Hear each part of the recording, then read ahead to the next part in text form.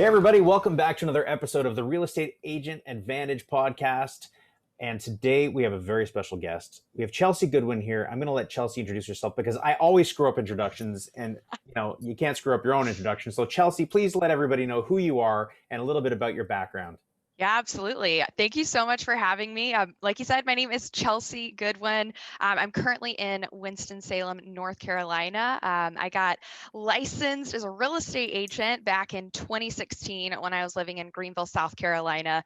Cut my teeth as an ISA doing cold calling, eventually built an ISA team, and then moved up to Winston-Salem to start a real estate tech company. So I've been doing that for the last 18 months or so.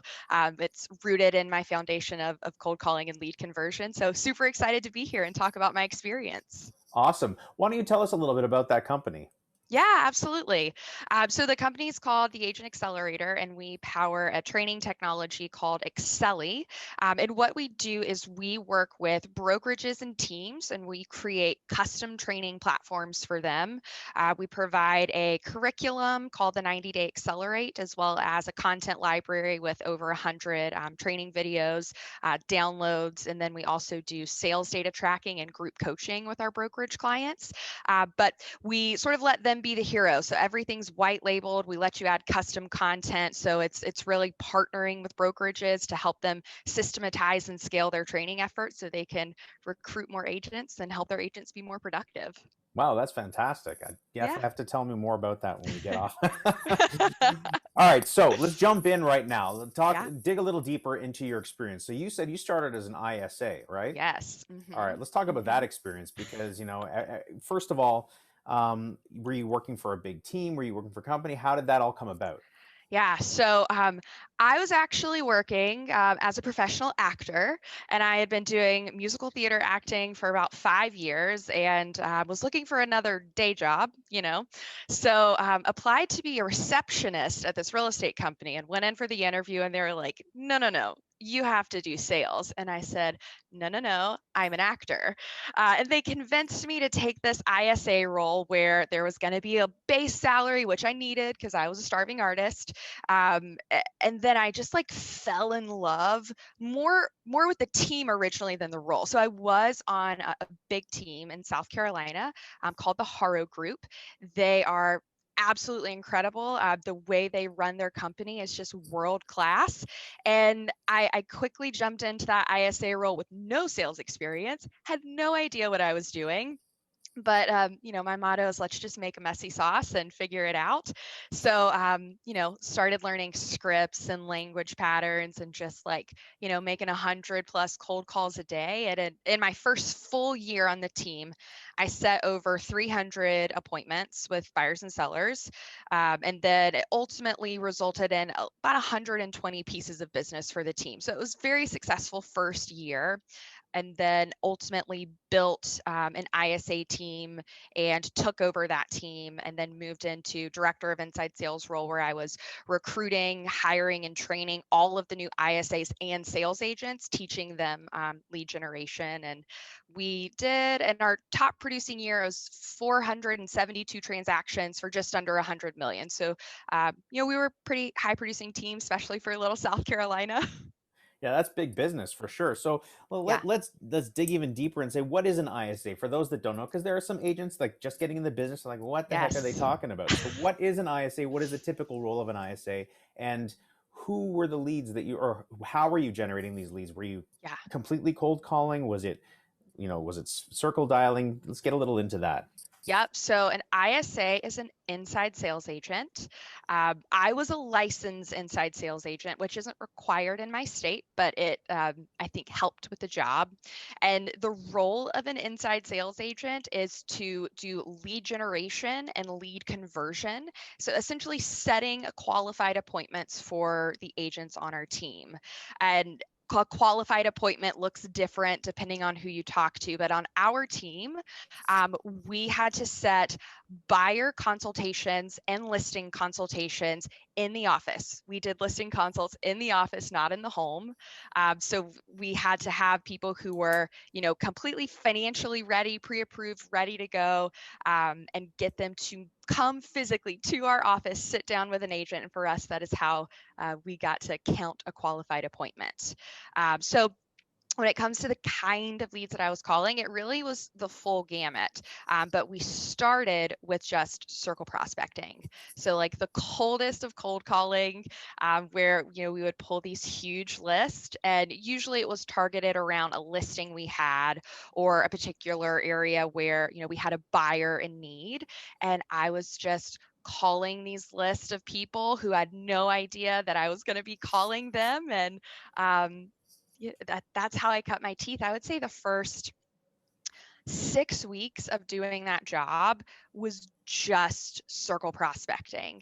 And when I eventually started building out my ISA team, that's how I had them start too, because I feel like that's sort of how you get your foundation. That's how you get brave on the phone when you're calling the coldest of cold leads that just have no idea that you're calling them and who you are. It makes you appreciate those warmer ones that you eventually get. But then we also called for sale by owners.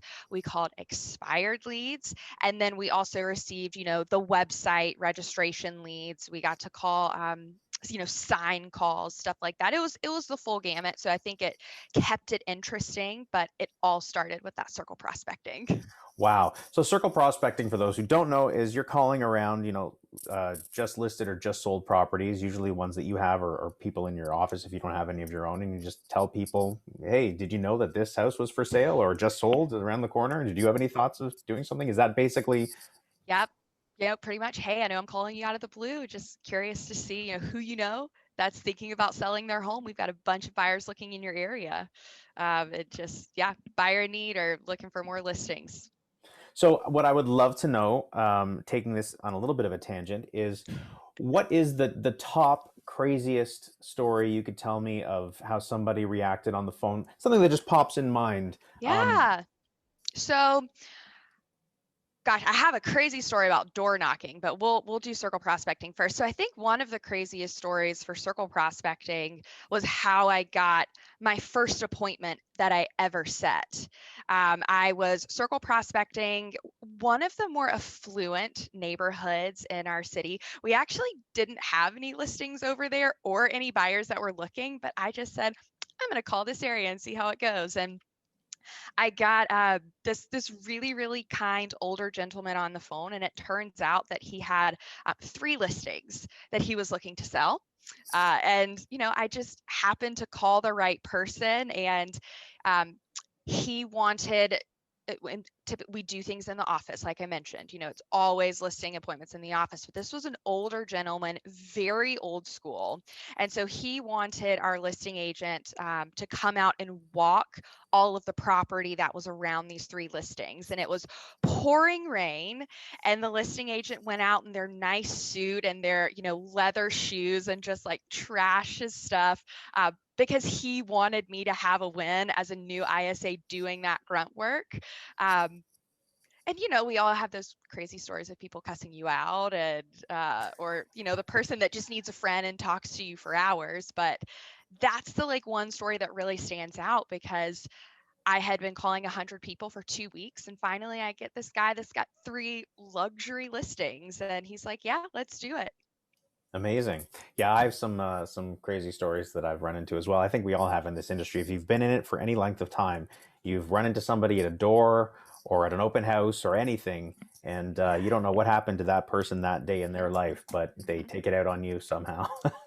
Well, when my first experience door knocking, luckily I had another person on our team that was sort of on the other side of the street from me door knocking as well. But someone answered the door, and they thought that I was their female escort that they had hired. And they were, not clothed in the way I would have preferred. So that was very uncomfortable. And I was like, ooh, I don't know if door knocking is for me. Of course, I kept doing it as, we just pushed through. But that was my most uncomfortable experience, sort of doing this cold lead generation. Wow, wow, that is definitely an experience to say the least. Awesome. Uh-huh. Okay, so let's get into some of those numbers. So you mentioned like when you just started, you made a couple hundred calls for the first few weeks until you finally hit something. Yep. Over time, we all fall into these numbers of conversion, and so it helps for people that are considering this to see kind of a light at the end of the tunnel. To think, Yeah. if I'm doing this type of prospecting, this is really how the math works out, Yep. right? Yep, absolutely. So when I was just doing cold calling, circle prospecting, I would say early on, for every 100 contacts I made, I would set one appointment. And then as I got better with my scripts and language patterns, and started adding in some other lead sources as well, it got to about 40 to 1. And I was doing 40 contacts a day. That was my minimum standard. So that was about an appointment a day. And then, sort of at my prime, my best of the best, I was at 13 to 1, with a mix of cold calling, inbound, outbound, lots of different sources. That was when my pipeline was more mature. And, there are people that are much better than that. But 13 to 1 was sort of my prime. And I started at about 100 to 1. Well, 13 to 1 is something I've never even heard of. So that's that's amazing for sure. Now, which systems did you use where you weren't just dialing by hand? Were you were probably logging into Mojo or Vulcan or one of these systems, right? So initially, we hand dialed. When I first started on the team, it was just all hand dialing. So I did have a laptop with a headset plugged into the laptop, and I would copy paste into Google Voice. So it wasn't quite like a hand dial, but I would have my list, and I would copy a number, paste it, highlight the row so I knew that I had called them. And I did that for probably my first year. And then we got Mojo, which made it much more efficient. But yeah, so we used Mojo originally. We always called through Google Voice numbers, which is super convenient, and I could have it routed to my cell phone. So when I was away from my desk, I could always answer any callbacks. We pulled our cold leads, our circle prospecting leads, from Cole Realty resource. I think that's a pretty popular, well-known one. And then we did all of our expired and for sale by owner data through Vulcan 7. Okay, great. Yep. Now, out of all of the different sources of business or prospects that you can kind of go after, do you have two or three that are kind of your favorite? Sign calls. And I Yeah. know that that's an inbound. I know that's an inbound lead, but listen, when you can't set an agent to go on a showing and you're having to get someone to come into the office, it's really tricky when it's a sign call because they're like out at the house and they want someone right now. So to actually convert them to agree to do a consultation first before we show the house and to be pre-approved, like that was a hurdle that our team hadn't quite overcome. Um, and I like conquered that lead source. And I also was a big fan of for sale by owners because I knew that if I just talked to a certain number of them, I was gonna get a listing from it. And it was just a numbers game. If I knew I need an appointment today, like I need a listing, I would just go to for sale by owners and just talk. And I knew if I talked to about 13 of them, I was gonna get at least a listing. So for sale by owners, what would be the approach with them? Because other people you see, through YouTube, through whatever, other people have different approaches. What was your approach that seemed to work?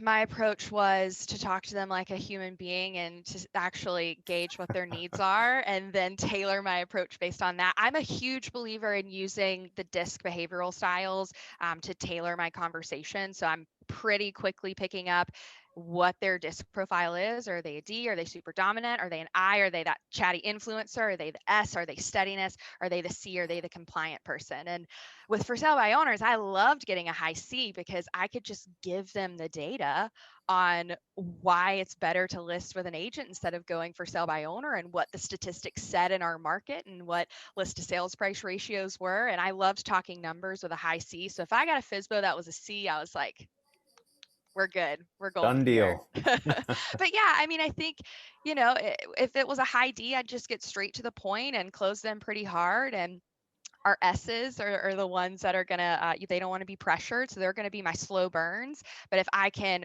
follow up with an S and stick with them and provide them with a ton of value and a little help up front when they get super burned out and tired of it, I'm going to be the first person they call. So yeah, it was more just like talking to human beings and knowing that everyone's story is different and finding out what their story was.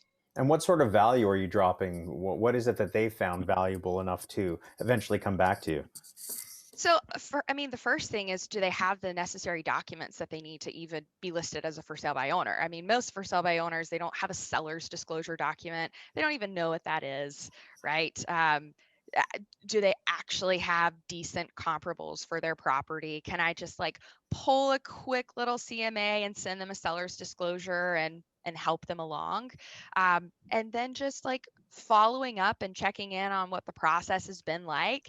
Have they run into anything? And not giving them client level service, but in a way being an ear and a confidant. A lot of times that really responds well to people, especially in 2016 when I was just getting into the market and it wasn't as insane as it is right now. A lot of for sale by owners weren't selling, and I could pretty much guarantee if they were on the market 3 weeks, they were going to be ready to list with us. And I guess the call for them was also to come into the office and have an appointment there. So let's Yep. talk about that a little bit because that's really interesting. Yeah. So, are you sending somebody at some point to evaluate the house in order to price it, or is that not even a discussion at the table? Yeah. So, our listing agents were just listing machines and sold about 100 houses a year. So they knew the market so well that I would just ask the prospect about the condition of their property, about the finishes, and the listing agent could easily list it just based on that data. And of course, we bring them into the office and we're showing them, here's this house that we're using as a comparable, this is what you've said about your house. How do you feel this one compares? So even though they sort of know up front where we want to go with price per square foot, they're still involving the prospect in that conversation, but it allows us to have a little more control. It takes them out of that emotional environment, which is their property, and it just lets you have a more objective conversation about the facts. And so I think that helped us to price things really well and not overprice. And it was rare when we had someone sort of turn their nose up to the idea of coming into the office. And then we would send every single listing we took, we did a professional stager and we sent the stager out to get eyes on it and they would report back. So if there was anything like big red flags that sort of didn't line up with the consultation, we would have that conversation from there. And then the professional photographer as well would go out and take the pictures once it was staged. And so if we saw the photos and we needed to maybe raise the price, that happened more often than needing to lower it. Is the staging and photography would just do such an amazing job that we were like, I actually think we could raise the list price from where we initially talked about it. Um, and of course, if it was a super high price point luxury property or a very unique property that was maybe custom built, the listing agent would go out and get eyes on it. I would say we were about 90% in office, 10% were some of those exceptions. Okay. I'm still completely fascinated by the fact that you were able to get them in there. So, what was the call to action to bring them into the office? I was sort of doing some language patterns with them where it was very apparent that they were coming to the office when you meet with our listing agent, when you come to our office. So it was sort of embedded from the get-go that that was our process. And when I would make the close for the appointment, it was always a close to the office. And occasionally they would say, well, why do we meet in the office? And I always have to remind myself a question is not an objection. So when I would get that question, I would simply just answer the reasoning behind it and how it allows us to be more objective and how we do get eyes on the property. And if they give an objection to it, then I just dive into an objection handler pattern and see what makes them uncomfortable. But I think too, like when you're an ISA and you're setting appointments for others, it's also easier to sort of get this process of where we're meeting and what we're doing and who they're meeting with down, because it's never meeting with me, it's someone else's process. So it's really easy for me to talk about our process because it's sort of removed from me in a way. And Right. honestly, a funny story about meeting in the office. When I started working for this team, I had never bought or sold a house before. I was in my mid 20s and I didn't realize that that was unusual. I had no idea that every other agent was meeting at a house. And so I think because I didn't have that nervousness in the back of my head that maybe our process was different, I just came across really confidently in how I was closing to the in office. And as soon as I found out that our process was different, I started getting objections because I was anticipating that maybe I would get them. All mindset, right? It is, it really is. Wow, it's interesting how that works. All right, so you mentioned that you're following the disc profile, and when you come across somebody that's more of an S personality, who's a little bit more sensitive and takes longer to make decisions, you have a follow-up process for these people. Now, Yep. whether that's for sale by owner, expired, or just circle prospecting, can you give me an example of what your follow-up process might be? Yeah. So depending on, yeah, if they're a for sale by owner, I'm following up 1 to 2 times a week, checking in on the process, adding value where I can, trying to throw in a little bit of how we could help, doing some, conditional closes with them. But if it's another type of lead, depending on their timeline, I'm probably following up every 1 to 2 weeks, unless they're a super, long burn, then at minimum once a month. But I always lead with motivation. I think you're going to hear that from anyone that's in sales. You have to really dig deep into someone's motivation. So as I'm initiating that follow-up phone call, I'm going to remind them of the motivation and sort of get them back into that emotional state as I move forward into that pre-qualification process and sort of get them down the field. And I think every time we do a follow-up, it's a chance to dig one layer deep into that motivation and continue building trust and rapport. And oftentimes the leads that are that long burn, and I do have 12, 15 follow-up calls with them before they meet with us, they're so much more like solidly connected to our team and to working with us because I've been with them through that process, and I've been the person that supported them and helped them get sort of a game plan together before they were quite ready. And so they come in and there's already that like and trust, and so it's really easy for the agent to sign them because they trust us already. Okay. And what is the timeline? I mean, it's all different depending on them and their motivation, but did Yeah, you find an average sort of cycle? I mean, when you're talking about online leads, typically speaking, they're finding that people are kind of like 18 months out. Well, there's the immediate, but sure. typically they're like 18 months out, and it's a long nurture process for a lot of them. So Yeah. what are you finding on average? With our sort of seller valuation leads that came in, 18 months was pretty accurate. Of course, we had the right now leads, but 18 months was that long burn. On the buy side, it really was more like 6 to 9 in my experience. But I always ask what I call my magic question, and I think that it added urgency and often sped up the timeline for folks. That the question was, if the perfect house came on the market tomorrow, would you want to be able to go and see it? And if someone says yes, that means it's time for them to go ahead and get their pre-approval and at least meet with an agent. Maybe they're not quite ready to move, but if the right house came along, they would be. So we need to go ahead and get them set up. But if the answer is no, then we need to figure out what has to happen to get them to a yes. But yeah, so I would say 6 to 9 months on the buy side was more my experience. If they're starting to browse online, there's some sort of motivation in there. There's some sort of reason. Um, yeah, and the worst that could happen is you follow up a little too much and they stop taking your phone call for a couple weeks. And I would much rather do a little too much follow up than wait and call them and they've already bought with someone else. That's the worst feeling. That is a terrible feeling. Absolutely. You've dropped the ball on that one for sure. Yeah. And it Uh, happens to all of us. Of course, definitely. All right, so we've touched on that level of follow up, which is great. Um, how would you suggest? I mean, someone just whether it's a single agent or this doesn't just apply to people with ISA teams. This is like if a single agent wants to start calling.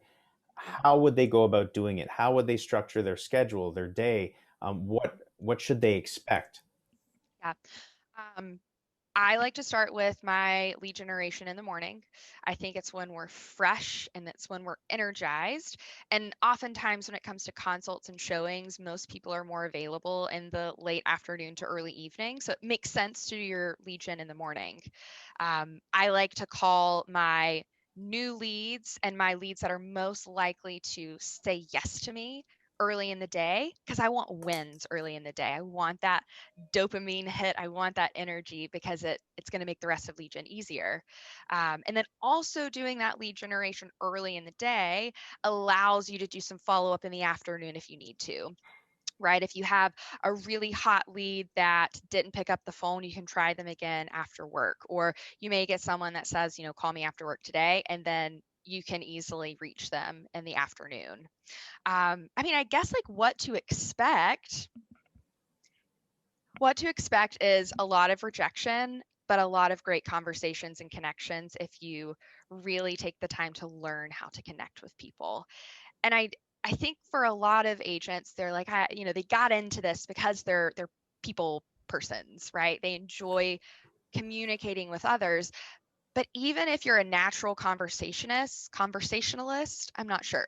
there Yeah, is conversationalist. there is skill to be learned. And if you really take some time to study like proven language patterns, I don't say scripts, I think language patterns, which are just general ways of speaking and communicating rooted in psychology. If you take some time to study what that looks like in the real estate industry, you're going to have even better and more authentic conversations because most of the time we naturally communicate with others the way we want to be communicated with.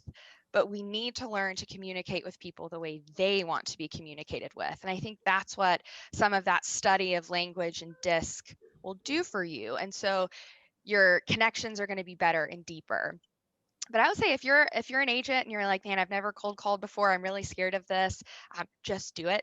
Just commit to a certain number of dials you're going to make every day and just make the dials.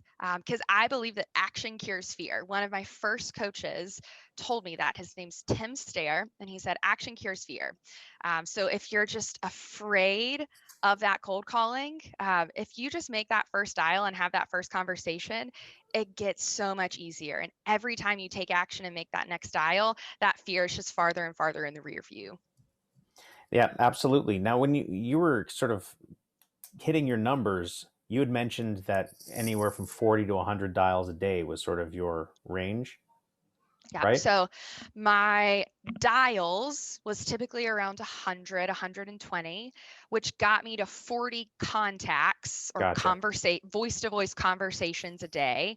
And that was my minimum standard. And every Monday, I would do 100 contacts a day. And I did that for about 6 months. And that was just my way of like really, really like getting my pipeline built up. And it took a lot of focus, but I think it also made a huge difference for me. And it makes those days of 40 feel super easy when you've just done a day of 100. Like 40 is nothing. And then as I moved into that leadership role where I was hiring ISAs and training ISAs, I moved down to somewhere in the 20 to 25 contact a day range. I was doing lead gen about 3 hours, and the other stuff the rest of the day. But 7 contacts an hour to me is what I would define as efficient lead generation in my experience with the kinds of leads I was calling. Okay, that's good to know. Now, what would you consider a legitimate contact? Everyone defines it differently.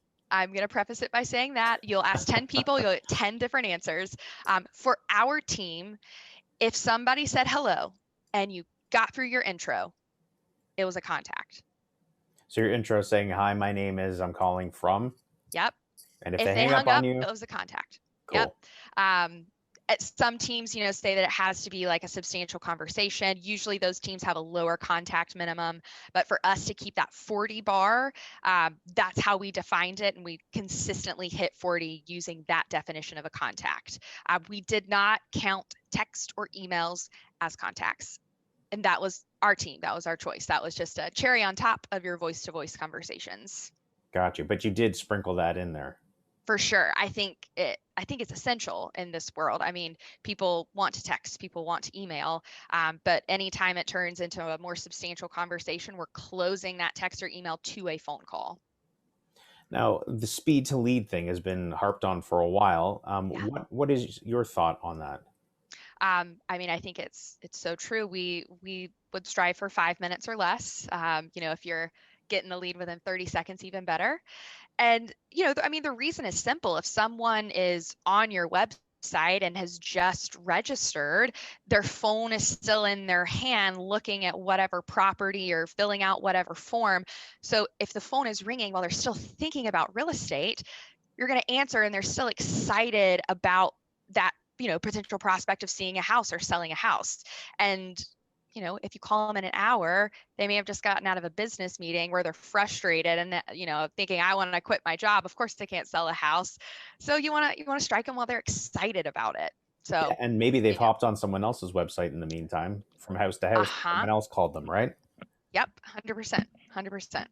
Yeah, I always go under the assumption that they're talking to multiple people, Yeah. because if they're online, then they're everywhere. Yep. I always ask, like, let's go ahead and talk about the elephant in the room. How many realtors are you dating right now? I like the way you're putting that. That's fantastic. So you mentioned not necessarily scripts, but language patterns, and that's really Yeah. interesting. So let's touch on that. Why don't you explain a little bit more about what are language patterns and how would somebody try to study them and implement them? Yeah.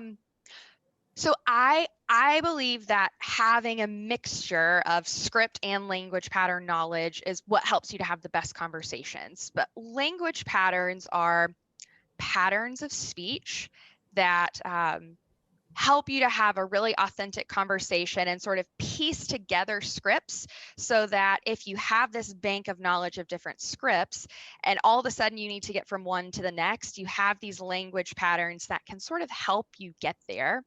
And then when your conversation completely takes a left turn and it doesn't follow any script, you still know how to talk and communicate in a way that's effective with sales. So for example, objection handlers, right? A lot of people will memorize 100 objection handlers for 100 different objections. And I don't think that there's anything wrong with that. And I think that that's helpful for a lot of people in a lot of ways. But I like to follow a language pattern for objections. So, I'm going to welcome the objection. Hey, thank you so much for letting me know that. And just to make sure I understand. And then I'm going to sort of repeat back to check for understanding. Then I'm going to go and dig 3 deep. And digging 3 deep is another language pattern you use. So that's asking good open-ended questions, using their previous answer to formulate the next question, repeating their words and their language to further build rapport. Then I'm going to summarize it. Repeating back exactly what they said, checking for understanding, using a closed-ended question, and then doing a conditional close. If I can show you a way, handling that objection, and then getting a yes or a no. So it's Can we really put it that all. into practice? Like, just use one random objection, and so Sure. that people can hear you really move Yeah. through it and go Yeah. Yeah. three Yeah. deep. Okay. Sure. Let's do it. Oh, so you want me to give you one? Sure. I guess. I guess. Okay, so let's just use the objection of, I don't understand, or why don't you tell me what is a common objection that you hear? I mean, when it was for sale by owner, it's I don't want to pay a commission. Right, right. That's a good one. So common. Absolutely. So when someone says, I don't want to pay a commission. Why would I want to pay a commission? You guys don't do anything anyway. I'd rather just sell it and make the money for myself. Hey, I really appreciate you being so upfront with me. Just to make sure I understand that we're on the same page. You do want to sell your house, but you just don't want to pay an agent commission. Is that correct? Yes. Okay, fair enough, fair enough. Just out of curiosity, and this might seem like an obvious question, but what's important to you about not paying an agent commission? Well, I want to make as much money as possible. I don't want to give away my money. It's my money. It's my house. Yep. I'm with you. And again, like this may be a little obvious, but the answer is sort of different for everyone. What's important to you about keeping as much money as you can when you're selling your house? I want to be able to buy my dream house. And in order Yeah. to do that, I need my money. Okay, totally. You want to be able to buy your dream house, and what will that do for you? Well, it's just gonna fulfill my lifelong, dream of living on the waterfront with my family, and Okay. that's what I want. Okay. Yeah, absolutely. So you want to sell your house, but you don't want to pay an agent commission because you want to save as much money as possible. But ultimately, that's because you want to buy your dream house on the water to be with your family. Am I understanding all of that correctly? Yeah, that's basically it. Okay. So if I could show you a way that we could sell your house and get you into this dream home on the water with your family and do it for more money listing with us, even with paying an agent commission, would you at least be open to a conversation about how we could do that for you? Well, I don't understand how that's possible. Okay. Tell me more about that. And then you dig So in, yeah, right? then we just like keep going. We keep going and what would have to happen and tell me more and like let's break that down and how will that impact you and you just keep digging under until you have a really good understanding of like what is truly the root of that objection and then you solve it. And you there's two parts of an objection. It's either a lack of motivation or a lack of education. You can't solve a lack of motivation. So if it turns out the root of the objection is really a lack of motivation, let's just move on and get to another prospect. But if it's a lack of education, we can solve that because we know how to educate and we can use feature benefit statements and lots of other great language patterns to sort of do that educational process with them. And ultimately it's sitting down in front of them. That's what we want. I don't want to do too much on the phone as an ISA and give away too many secrets, but Right. just enough to get them in front of the listing agent. Perfect. No, that was great. So, what would you say is the show rate for whether it's for listings or buyers? What is the show rate for booked appointments versus people that actually show up? Yeah. Um, I think it changes when you're a new ISA and you don't know what the heck you're doing. Your show rate's not going to be great. But at my best, I would say I was at an 85% set to held ratio on listings, with about 90% of them signing with the agent. And then on the buy side, about 70%. Buyers are just a little more flaky. That's okay. And again, we were more at like 95% of buyers signing if they sat down and met with an agent. So a couple of ISAs right now that are working with the agent accelerator, they're in the 90 plus on their set to held. They're doing stuff in the home and they're sending agents on showing. So it's a slightly different model, right? But I think with the right scripting, you can get people to show up. And for us, we found that if you set an appointment within a 48-hour window, the chances of them showing up is significantly higher than if it's set outside of 48 hours. So we always try to get them in 48. And if we couldn't, we had some strategic follow up along the way where we were doing touches at least every 48 hours until the time of the appointment.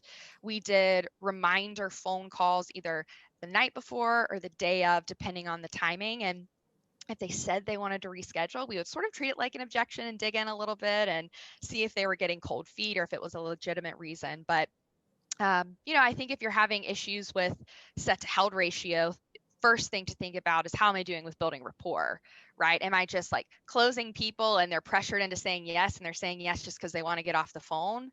Right. That's the first thing I go to is how is your rapport building? And then I look at what's the time frame of when you set the appointment to when they're coming.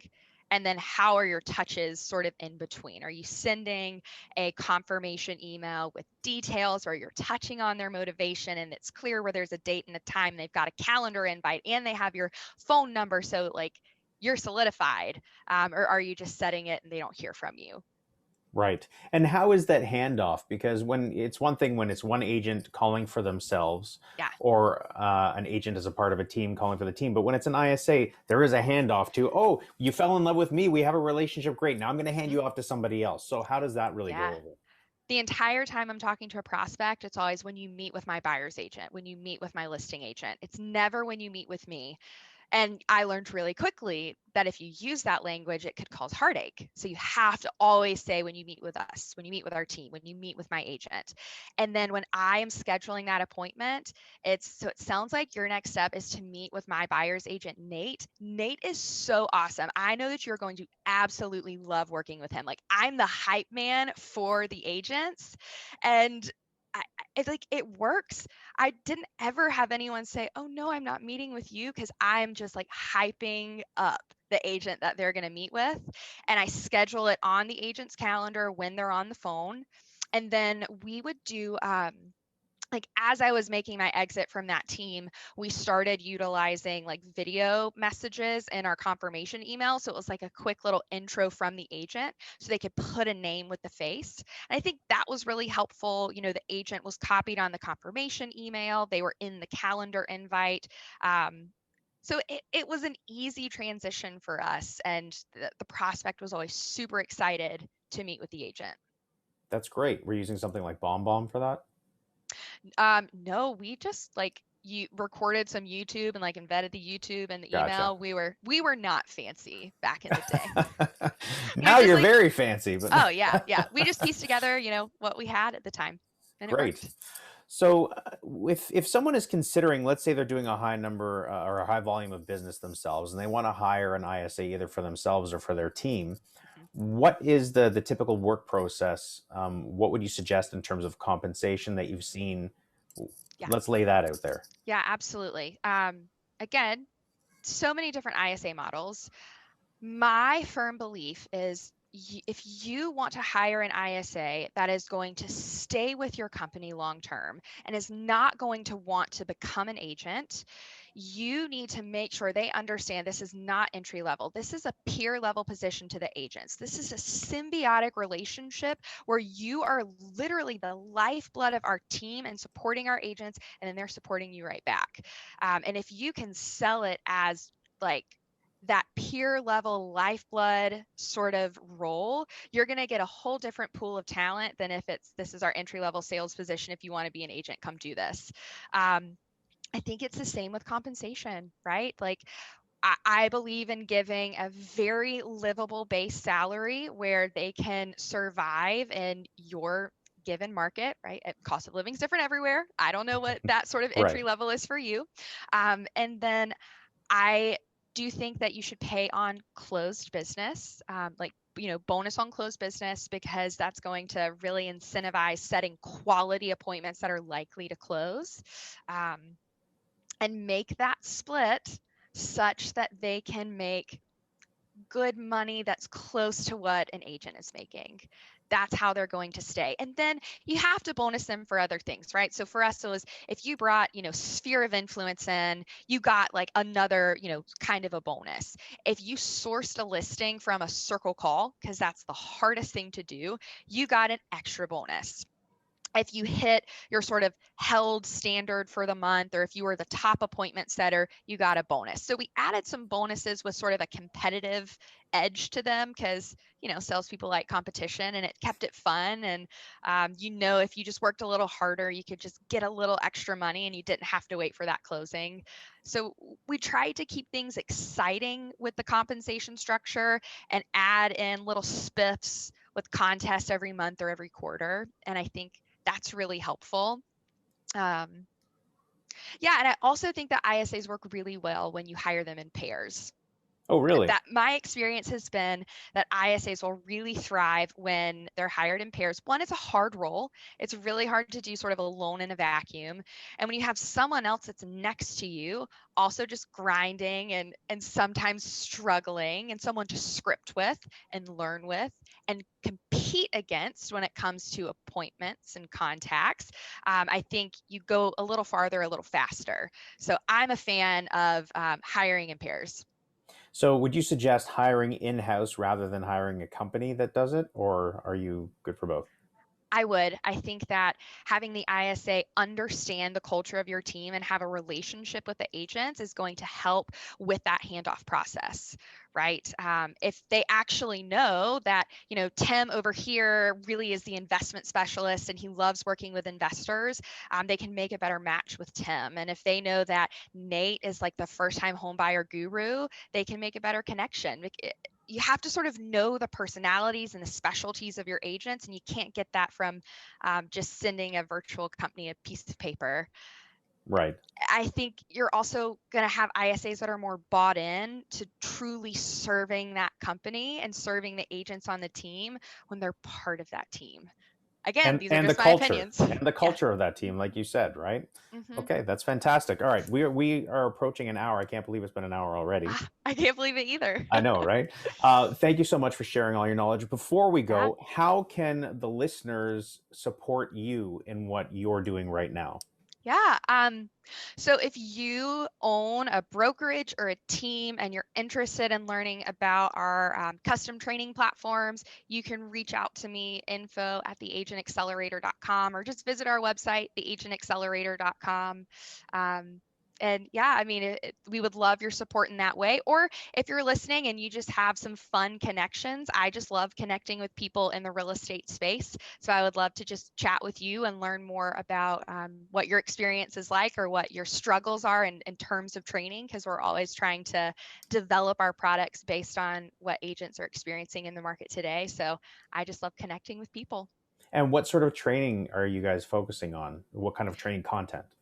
So it's very lead generation centered. So we are like numbers focused, accountability centered, lead generation focused.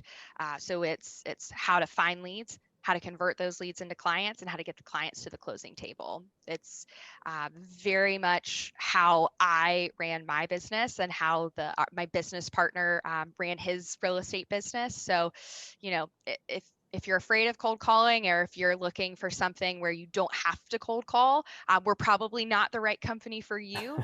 But if you're ready for something that is proven to get results time and time again, that's the curriculum that we offer.